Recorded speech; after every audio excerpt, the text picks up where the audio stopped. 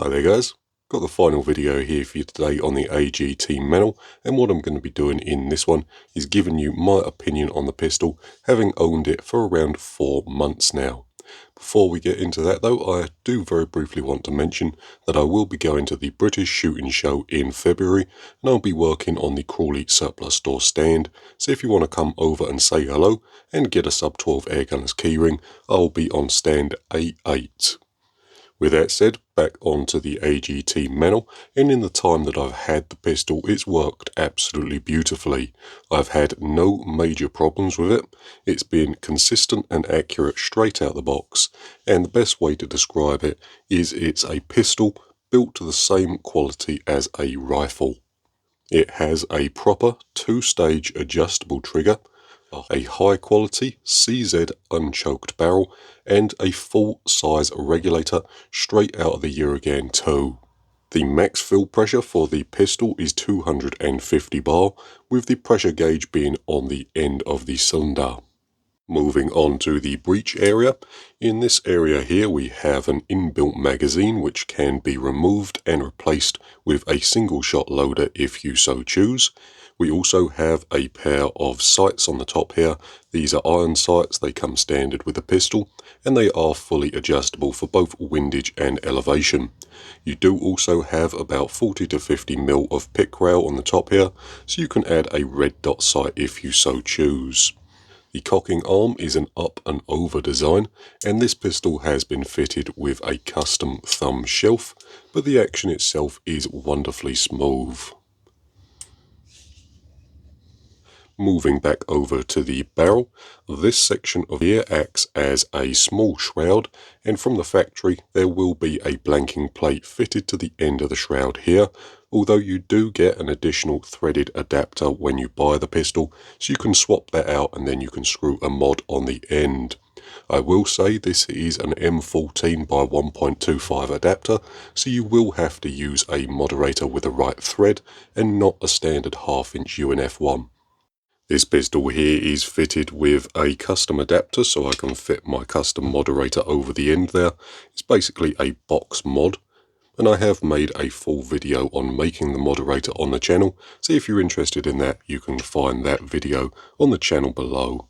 With that all said, this is a 177 pistol, and from a full 250 bar fill, I get around 65 shots with the pistol running about 5.4 foot-pounds with JSB heavies.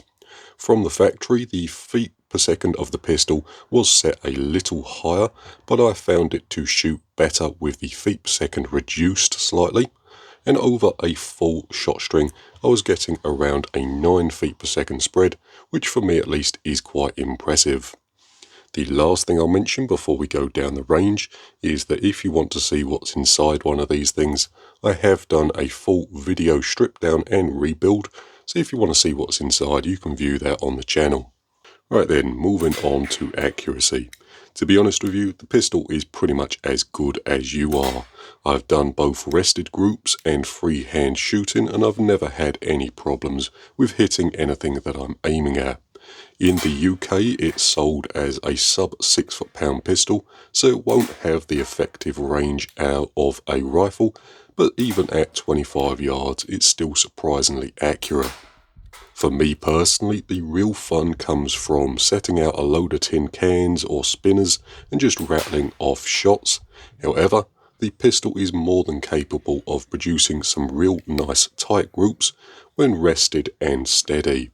This group here was done around 17 yards, and as you can see the pellets are striking pretty much the same location each time. With the feet per second reduced ever so slightly from the factory, my pistol seemed to like the JSB heavies, the JSB shorts, the Air Arms Express, and the H&N Barracuda 8s. However, if you were just shooting tin cans and reactive targets, you could probably get away with using some cheaper ammo, as the pistol overall wasn't pellet fussy. Right then, with that said, would I buy another one? I think the answer to that is certainly yes.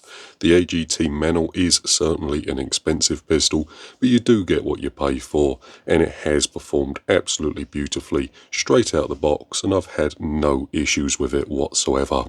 I'm quite happy to have it in my collection, and whilst it's certainly not for everyone, if you're a big fan of the AGT rifles or have the budget for it, the Manul is certainly a very nice pistol, and I'm very happy to have it in my personal collection. With that all said and done, guys, that's pretty much going to do it for this particular video. Don't forget, if you come into the British Shooting Show in February, we will be attending and I will be on the Crawley Surplus Store stand, which is A8. So if you're coming, come over and say hello. We'll be giving out some stickers and some key rings. So with that all said and done, thanks for watching. I'll see you in the next one.